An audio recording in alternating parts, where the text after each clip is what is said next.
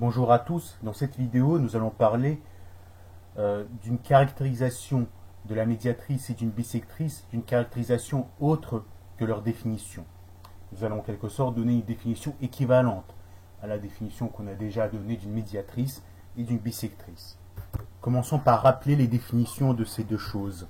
Dans cette vidéo, pour un certain segment AB, on va appeler la médiatrice du segment AB la droite qui passe par le milieu de ce segment et qui est perpendiculaire à ce segment. Voilà ce qu'on appelle la médiatrice du segment AB. Pour la bissectrice, dans cette vidéo, on va considérer un angle saillant AOB. Dans cette vidéo, il nous est important qu'il soit saillant. Ça veut dire qu'il doit être strictement inférieur à 180 degrés. Alors, la bissectrice de cet angle, c'est la demi-droite, issue de O, qui partage cet angle en deux. Donc voilà la bissectrice, c'est cette demi-droite qui est telle qu'elle sépare cet angle en deux angles égaux. Voilà donc la bissectrice de l'angle AOB qui dans cette vidéo est supposé saillant.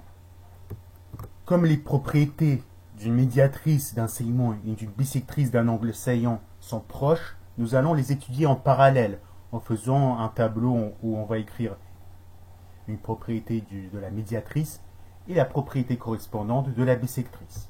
Ainsi, on dispose d'un moyen simple pour déterminer si un point appartient à la bissectrice d'un segment ou non. Alors, la propriété importante de la médiatrice du segment AB, c'est que si un point C se trouve sur la médiatrice du segment AB, alors C se trouve à la même distance des extrémités du segment AB. Illustrons ceci par un dessin. Là, on a le segment AB. Là, on a la médiatrice du segment AB. Et du coup, ce qu'on dit là, c'est que si on prend un point C sur la médiatrice du segment AB, alors C se trouve à la même distance des extrémités du segment AB. Autrement dit, CA égale CB. Formulons la propriété analogue pour la bissectrice de l'angle AOB. Alors, ce que ça dit, c'est que si un point C se trouve sur la bissectrice de l'angle AOB, alors C se trouve à la même distance des côtés de l'angle AOB. Illustrons cette propriété. Donc là, vous avez l'angle AOB. Là, on a tracé sa bissectrice. Donc on prend un point C sur la bissectrice et on regarde la distance de C aux côtés de l'angle. Donc la distance de C à la demi-droite OA et la distance de C à la demi-droite OB. La distance de C s'obtient en trouvant la distance entre C et son projeté orthogonal sur OA. La distance entre C et OB se trouve comme la distance entre C et son projeté orthogonal sur OB. Si on note D, son projeté orthogonal sur OA et D, son projeté orthogonal sur OA et E, son projeté orthogonal sur OB, ce qu'on dit en fait, c'est que CD est égal à CE. Démontrons maintenant ces deux propriétés. Donc on veut montrer que CA est égal à CB. Ça c'est à montrer. Autrement dit, vous voulez voir si le triangle CAB est isocèle en C. Or, dans le triangle CAB, la hauteur issue de C est aussi la médiane issue de C. Donc, d'après la caractérisation du triangle isocèle par ses droites remarquables, on en déduit que le triangle CAB est isocèle en C, ce qui démontre ce qu'on voulait démontrer. Bien, démontrons maintenant la propriété pour la bissectrice. Nous voulons montrer que CD est égal à CE. Tout d'abord, pour être complètement rigoureux, il convient de justifier que la droite perpendiculaire passant à C, à la droite perpendiculaire à OB passant par C, coupe la demi-droite OB. Sur la demi-droite OB et non pas sur la demi-droite complémentaire à cette droite. Mais c'est le cas parce que C est un point intérieur de l'angle saillant AOB. Du coup, n'importe quelle droite qui passe par C coupe l'angle AOB dans chacun de ces deux, coupe chacun des deux côtés de l'angle AOB. Si vous tracez une droite qui passe par C, elle coupe les deux côtés de l'angle AOB. Donc en particulier, si vous tracez les droites perpendiculaires aux côtés de l'angle, elles vont couper les côtés de l'angle. Voilà, donc c'est pour ça que le projeté orthogonal de C sur la droite OB se trouve sur la demi-droite OB, E se trouve sur la demi-droite OB, et le projecteur orthogonal de C sur la droite OA se trouve sur la demi-droite OA. Donc D se trouve sur la demi-droite OA. C'est juste pour une rigueur complète. Une fois que ceci est justifié, il ne reste plus qu'à démontrer que CD est égal à CE. Pour cela, observez les triangles OCD et OCE. Qu'est-ce que ces triangles ont en commun? Ils partagent le côté OC. Ils ont les mêmes angles DOC et EOC. Et enfin, ils ont les mêmes angles CDO et CEO. Ainsi, ces triangles partagent une caractéristique du genre côté angle-angle. Mais côté angle-angle est un cas d'égalité tout à fait valide des triangles, comme on l'a vu dans la vidéo précédente. Donc, d'après le cas d'égalité côté angle-angle, ces deux triangles sont égaux. Voilà, donc ils partagent le côté l'angle et l'angle suivant, donc les deux triangles sont égaux. Et puisque le triangle OCD est égal au triangle OCE, on en déduit que les côtés correspondants CD et CE sont égaux, ce qui termine la démonstration. Maintenant, une fois qu'on a prouvé ces deux propriétés, on va aussi prouver leur réciproque. Ainsi, on aura vraiment une autre définition pour ce que c'est une médiatrice et une autre définition pour ce que c'est une bisectrice. Pour la médiatrice, la réciproque, c'est que si un point C du plan se trouve à une même distance des extrémités du segment AB, alors C se trouve sur la médiatrice du segment AB. Pour la bisectrice, c'est si un point C qui se trouve à l'intérieur de l'angle AOB se trouve à la même distance des côtés de l'angle AOB, alors C se trouve sur la bisectrice de l'angle AOB. Faisons la démonstration pour le cas de la médiatrice d'abord. Alors le segment AB peut être prolongé en une droite et vous considérez un point C. Imaginez que la projection orthogonale du point C sur la droite AB se trouve à l'extérieur du segment AB, comme sur le dessin. Ça signifie que A et B se trouvent du même côté du point D sur la droite AB. Dans ce cas, il y a un point qui est plus proche de D et un point qui est plus loin de D, parce que quand vous vous déplacez sur la demi-droite issue de B, d'abord vous rencontrez un des points puis l'autre des points. Par exemple, comme sur ce dessin, on a A qui est plus loin et B qui est plus proche. Donc vous savez que DB est plus petit que DA. Or, d'après la vidéo où on a vu comment comparer les distances entre un point et un point d'une droite, grâce à cette inégalité, vous pouvez comparer la distance, le segment CB et le segment CA, et en déduire que CB est forcément plus petit que CA. Cela signifie que C ne peut pas être à la même distance des extrémités du segment AB lorsque sa projection orthogonale est à l'extérieur du segment AB. Lorsque sa projection orthogonale sur la droite AB est à l'extérieur du segment AB.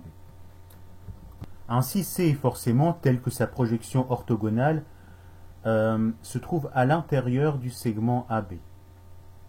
Ce qu'on suppose ici, c'est que CA est égal à CB. Autrement dit, le triangle ACB est isocèle en C. Là, on a tracé CD une droite perpendiculaire à AB passant par C. En fait, CD est la hauteur du triangle ACB issu de C. Mais comme ACB est isocèle en C, CD est aussi la médiane du triangle ACB. Donc, on observe que D se trouve au milieu du segment AB. Donc, C se trouve sur une droite passant par le milieu du segment AB et perpendiculaire au segment AB. Cela signifie que C se trouve sur la médiatrice du segment AB. La preuve est donc terminée. Bien, faisons maintenant la preuve pour la propriété pour la bisectrice. Voici l'angle AOB. Enfin, tout d'abord, permettez-moi de dessiner un angle AOB comme ça, obtus. Supposons qu'on prend un point C à l'intérieur de l'angle AOB. Une fois que vous avez fait ça, vous pouvez tracer la demi-droite OC. Et supposons que les projetés orthogonales du point C sur les côtés de l'angle se trouvent du même côté de la demi-droite OC. Chose qui peut arriver lorsque l'angle AOB est obtus. Dans ce cas, cela signifie qu'une des deux projections orthogonales est telle que la projection orthogonale du point C se trouve en dehors du côté de l'angle sur le prolongement de la droite qui définit le côté de l'angle. Donc la perpendiculaire passant par C à la droite OB intersecte forcément la demi-droite OA. Et donc elle est plus longue, donc cette distance, la distance entre C et ce point-là, est plus longue que la distance entre C et ce point-là, qui est le point d'intersection avec la demi-droite OA. Et cette distance-là, entre ce point-là et ce point-là, est elle-même plus longue que la distance entre ce point-là et ce point-là. Parce qu'une une perpendiculaire est toujours plus courte qu'un autre segment. Donc cela signifie que dans le cas où les projections sur les deux côtés de l'angle se trouvent du même côté de la demi-droite OC, il est impossible que C se trouve à la même distance des deux côtés de l'angle. Remarquez qu'on n'avait pas besoin de faire ce genre de considération pour la proposition directe, parce que puisque l'angle COB est forcément aigu, même si l'angle AOB est obtus, l'angle COB est aigu. Une fois qu'on a un point qui part de haut et qui se déplace sur la demi-droite OB, l'angle, imaginez que vous allez noter ce point-là, F, donc F se déplace de haut sur la demi-droite OB, alors l'angle CFB va grandir d'après les propriétés sur l'angle extérieur d'un triangle. Ici, F ira de l'autre côté de la droite OB, sur le prolongement de la demi-droite OB de ce côté-là. L'angle CFB va diminuer. Donc si on cherche à obtenir un angle droit, on ne peut que l'obtenir sur la demi-droite OB. Ainsi, lorsqu'on prend un point C sur la bisectrice de l'angle AOB, forcément, les projections orthogonales de C sur les deux côtés de l'angle se trouvent de part et d'autre de la demi-droite OC. Donc on vient de démontrer que si C se trouve à la même distance des deux côtés de l'angle, forcément les projections orthogonales sur les deux côtés de l'angle se trouvent de part et d'autre de la demi-droite OC. Traçons les projections orthogonales D et E du point C. D c'est sur la demi-droite OA et E c'est sur la demi-droite OB. Ce qu'il y a, c'est qu'on a supposé que C se trouve à l'intérieur de l'angle AOB et on suppose que CD est égal à CE. Comme pour la directe, je vous propose de regarder les triangles OCD et le triangle OCE. Dans ces triangles, nous avons qu'ils partagent le côté OC, le côté CD est égal au côté CE, et l'angle CDO est égal à l'angle COE. Ainsi, on voudrait appliquer un cas d'égalité des triangles de type côté, angle. Est-ce que vous vous rappelez de ce qu'on a dit pour quand est-ce qu'on a le droit d'appliquer ce cas d'égalité?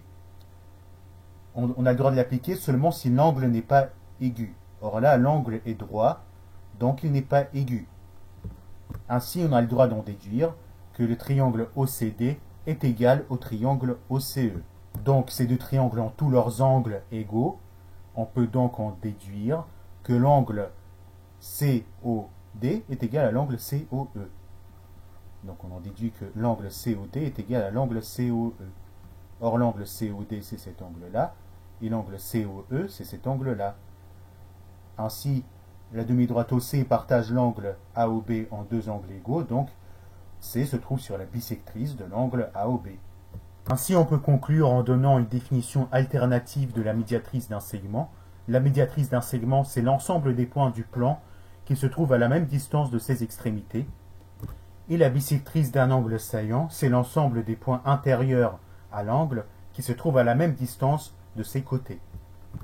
Maintenant, prenons deux droites qui s'intersectent. Ces deux droites définissent quatre angles saillants de même sommet. Nous savons déjà que les bisectrices de ces angles forment deux droites perpendiculaires. Et on a dit que si on considère particulièrement, par exemple, cet angle-là, alors cette droite-là va s'appeler la bisectrice de cet angle-là, et la droite qui lui est perpendiculaire va s'appeler la bisectrice extérieure de cet angle-là. enfin en tout cas l'ensemble des 4 bisectrices de ces 4 angles, forment deux droites perpendiculaires. Ça, c'est une propriété élémentaire qu'on a déjà vue. Appelons D1 et D2 ces deux droites. Appelons aussi B1 et B2 les deux bisectrices de ces deux droites. Donc une fois que vous avez deux droites du plan qui s'intersectent, elles définissent deux bisectrices, qui sont deux droites. On peut démontrer la proposition suivante.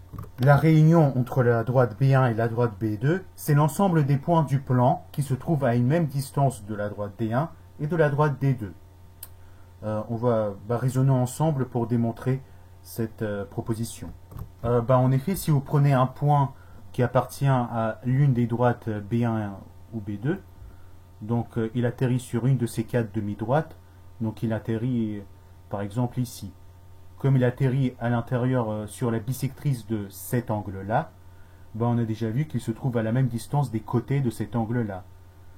Or, la distance de C aux droites D1 et D2 se mesure de la même manière que sa distance aux côtés de cet angle-là, en mesurant la longueur du segment qui joint C au projeté orthogonal sur les côtés de l'angle, qui est le même que le projeté orthogonal de C sur les droites D1 et D2. Réciproquement, si vous prenez un point du plan qui se trouve à une même distance de D1 et D2, déjà forcément, s'il se trouve sur la droite D1 ou la droite D2, s'il se trouve sur la droite D1, il se trouve à une distance nulle de la droite D1, donc il doit aussi se trouver à une distance nulle de la droite D2, donc forcément c'est le point O.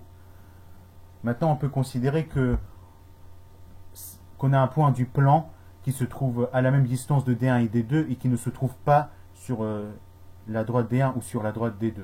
Dans ce cas, ce point se trouve dans une des 4 régions du plan que définissent ces droites. Par exemple, imaginez que C se trouve dans cette région-là. Donc on sait que C se trouve à la même distance des droites D1 et D2. Or, on a vu juste avant que si C se trouve à la même distance des côtés, donc là il est à l'intérieur de cet angle-là, ici si on sait que C se trouve à la même distance des côtés de cet angle, C se trouve forcément sur la bisectrice de cet angle-là. Donc C se trouve sur cette demi-droite, si on sait que C se trouve à l'intérieur de cet angle-là.